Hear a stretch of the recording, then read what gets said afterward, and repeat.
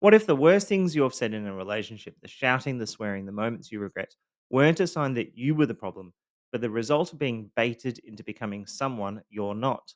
That's a question this episode explores because reactive abuse is one of the most difficult tactics to see clearly, especially while it's happening. You don't always recognize that you're being abused because you're the one who lost control, you're the one who shouted, and the guilt you feel lands hard. This is difficult to name as abuse because it feels like chaos that you had a direct role in. You yelled, so how can you be the victim? But that's the trap. And this is how reactive abuse works. It draws you out of character. It turns your emotional breaking point into proof you're the aggressor. In this episode, we're going to break the pattern of reactive abuse wide open.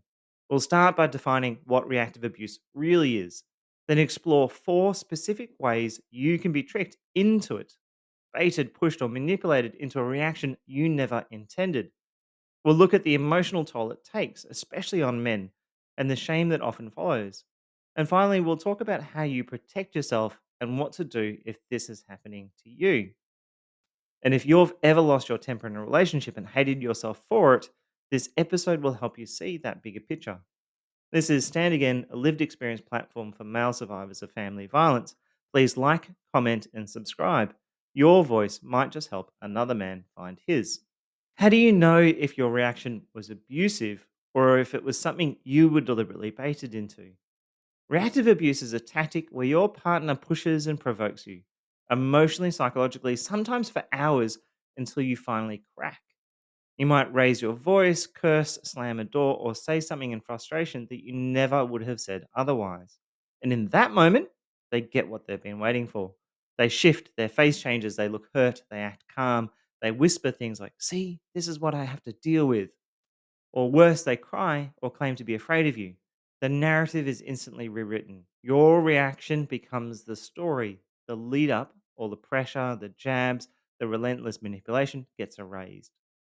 So, why do they do this? They do it because it gives them a shortcut to power, not just in that moment, but in how the entire relationship is shaped over time. When they bait you into reacting, they take control of the narrative. Your anger, no matter how it was provoked, becomes the only visible evidence. And that moment becomes a weapon that they can use again and again. What do they get out of this? Well, first, they gain moral leverage. If you lose your temper, they can claim the high ground. They become the one who's calm, reasonable, putting up with so much. That framing justifies their mistreatment, especially if they escalate. Second, it silences you, not because you stop raising concerns, but because you lose the moral ground to have your concerns heard. The moment you speak up, your past reactions are thrown right back at you. They also win sympathy from others. Your outburst becomes a story they tell in therapy, in courts, and in social circles. And because you did react, the story sticks. You're framed as unstable, they're framed as enduring. The pressure that pushed you to the edge disappears from view. But the most dangerous win that they gain is actually inside your head. Because if they can make you believe that you are the problem, that your reaction defines your character, they don't need to control you anymore because you start controlling yourself. That's the real power of reactive abuse. It doesn't just provoke a reaction, it reshapes how you're seen and how you see yourself.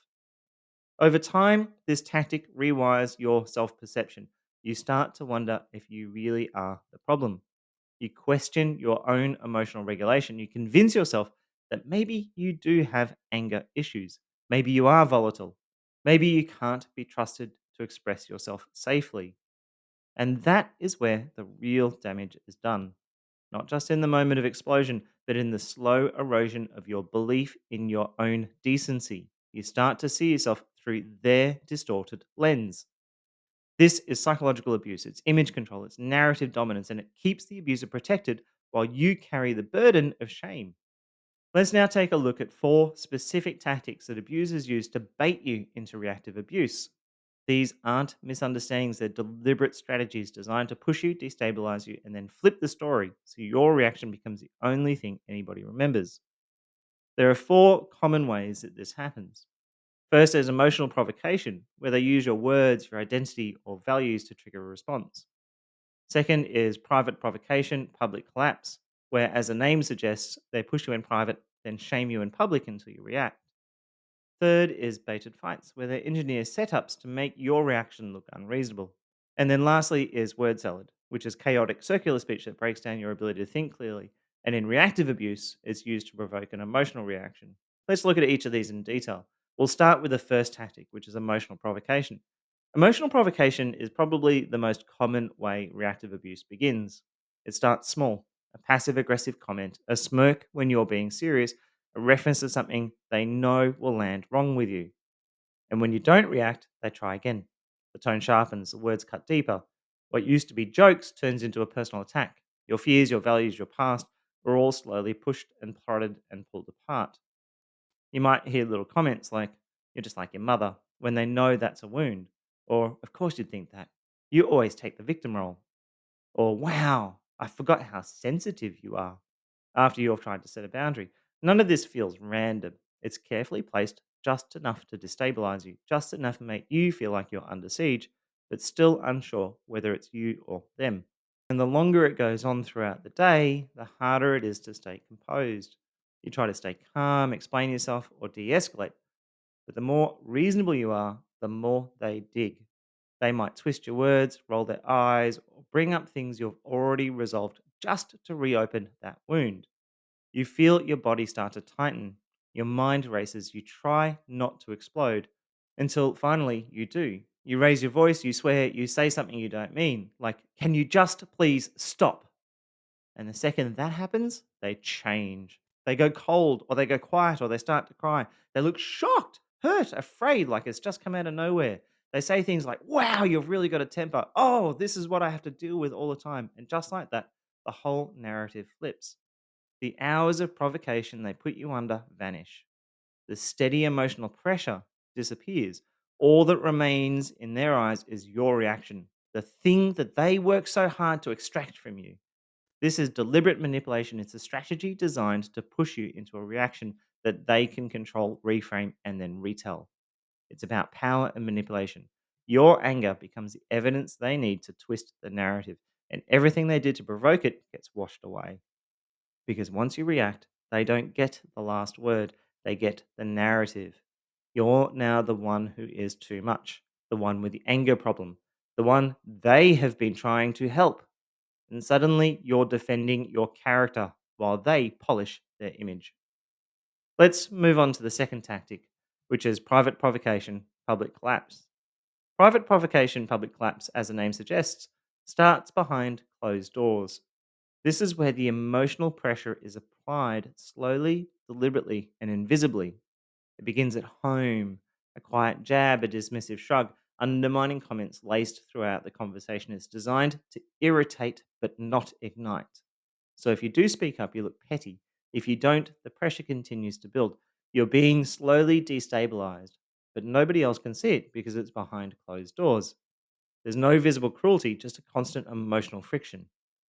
They might say things like, "Wow, you're a little bit sensitive today," after hours of withdrawal, or start making little digs and comments about the people you're about to see, as if to suggest that they are a problem or they have an issue with you. Or they might start making little comparisons. "Maybe if you're a little bit more like George, this wouldn't be such a problem." You hear things like, "Relax, I'm just teasing," after they've twisted the knife already. Each moment lands just a tiny bit deeper until you're left questioning whether you're being too reactive. And by the time you reach the social event or the family gathering or the dinner with your friends, you're tense, you're rattled, your body is under stress, and it's been building quietly all day. And then they push it, just that bit that they know will get you over the edge, a comment or a dig. And finally, you react. You flinch or you snap or you pull away or you speak too sharply. And they see their opening. Their expression changes. They drop their voice. They shake their head or whisper to someone nearby, "See what I have to deal with?" Now you're the one who's on edge, and they're the one who are composed, concerned partner. No one saw the private lead up on the way to the event. No one heard the hours of pressure you were under. All they saw was the crack, when you were there. And because perception outweighs context, that narrative sticks. They are seen as patient, you are seen as volatile. And when you try to explain, it sounds like excuse making because the setup was invisible to everybody but you. This tactic works because it flips the story in public, not just in your head.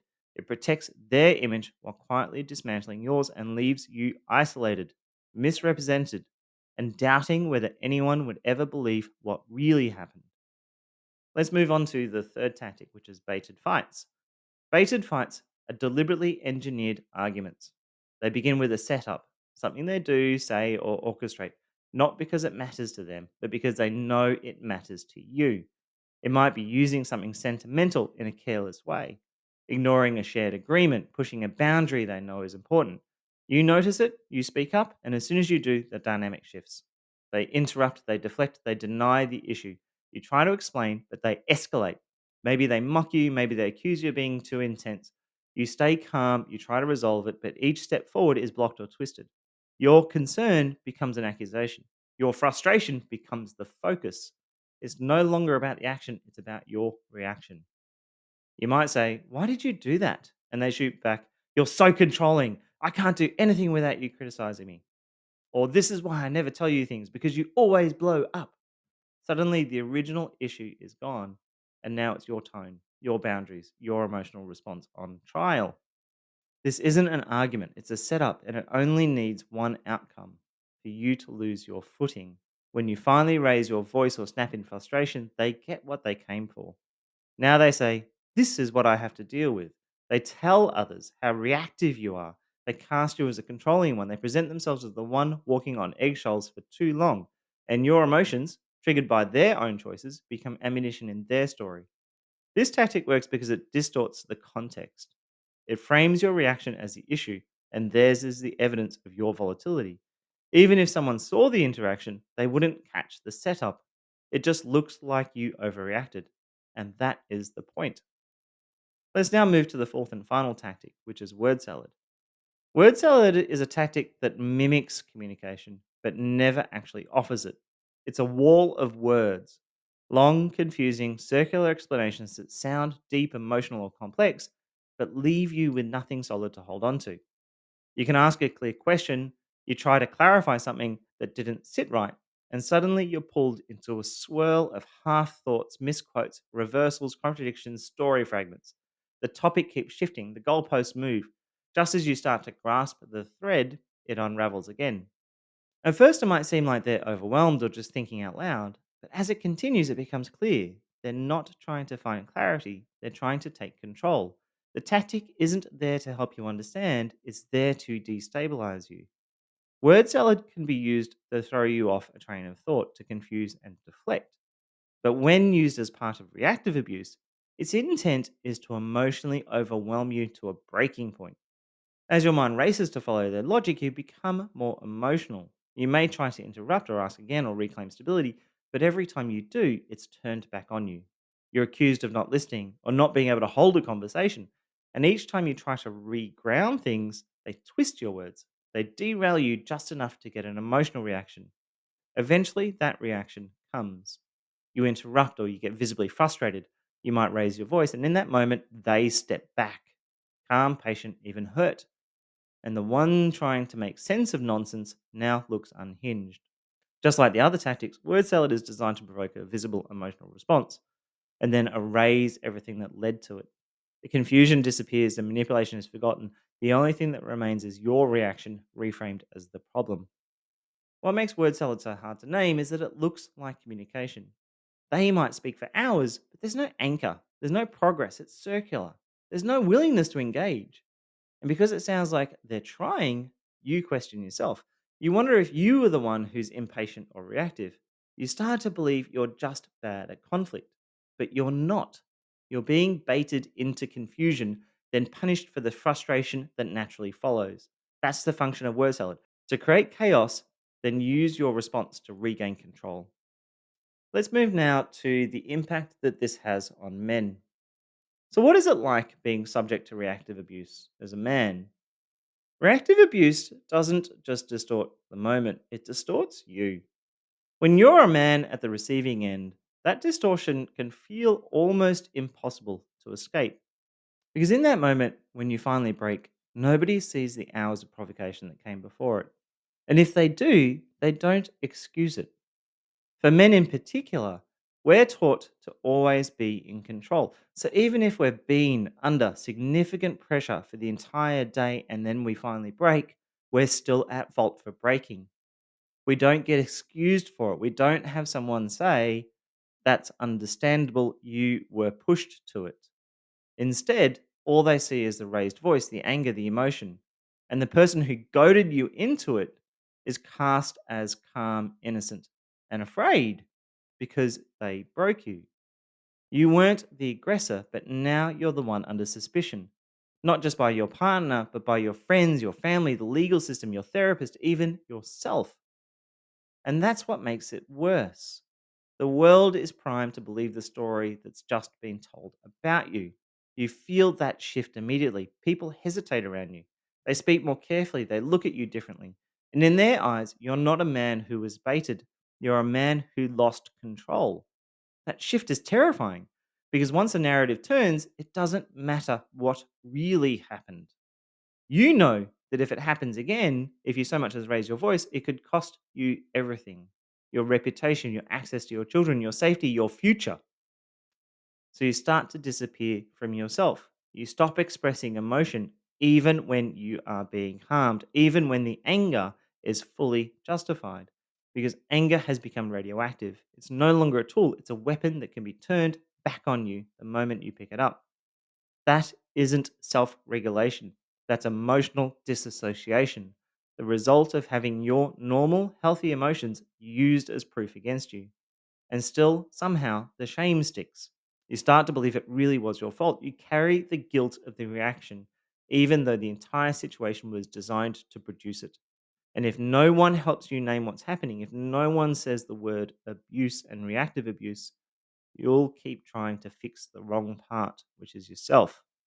So, how do you protect yourself? If you've ever been baited into reactive abuse, you know how hard it is to spot in the moment. It starts as a conversation, then a trigger, then a rising heat in your chest. You try to stay calm, but they keep pushing until finally you snap and they've got what they wanted. So, how do you stop that psychological chain reaction before it reaches the breaking point? How do you protect yourself from a setup that's designed to make you lose control? There are four tools that can help. The first is the grey rock method. This is where you make yourself as uninteresting as possible. You don't engage emotionally, you don't argue, you don't respond to bait, you become dull, steady, and predictable. It's not about shutting down, it's about not giving them the spark that they are looking for. You can still walk away, you can still speak calmly, but you don't give them fuel. The second is name that pattern. If you feel that rising tension, call it what it is. Say, I feel like I'm being baited, or I need space right now. It doesn't feel like this is a constructive conversation. It breaks the dynamic. And even if they mock you for it, you've shifted the frame in your own mind. You're no longer lost in the trap, you're stepping outside of it and viewing it from the outside. Third is avoid jade. That stands for don't justify, argue, defend, or explain. Abusers bait you into these responses because it keeps you talking, keeps you triggered, keeps you reactive. So instead of defending your actions or arguing your case, take a breath. Remind yourself, I don't owe them an explanation when I'm being manipulated. And fourth is debrief after the moment. Reactive abuse works because it distorts your self perception. You walk away wondering, was I the problem? So make a habit of debriefing in a journal, in therapy, or with someone safe. What were the tactics? What were the signs? What did you feel in your body before it happened? That's how you build pattern recognition. That's how you rebuild self trust. And if the pattern keeps repeating, it's not a communication issue. It's not a bad day. It's abuse designed to provoke, discredit, and control you through your own reactions. You don't need to be perfect to protect yourself. You just need to get clear on what's happening and take back the ground they've tried to steal from you. If you've been baited into reactive abuse, you are not alone and you're not broken. This tactic is designed to confuse you, provoke you, and then make you carry the blame. So if you've snapped, if you've raised your voice, if you've done something out of character, that does not make you the abuser. It makes you human and targeted. So don't punish yourself for falling into the trap. Learn the pattern, name it, and take the next step out of it. You are not the worst thing you did while you were under pressure. You are still decent, still worthy, and still capable of love and respect. This is Stand Again, lived experience platform for male survivors of family violence. Please like, comment, and subscribe. Your voice might just help another man find his. If you're looking for one on one support, you can book coaching with a member of the Stand Again team. Simply visit standagain.com.au, where you will also find grounded information on surviving and recovering from family violence as a man. As always, remember that no matter how many times you've been knocked down, you can stand again.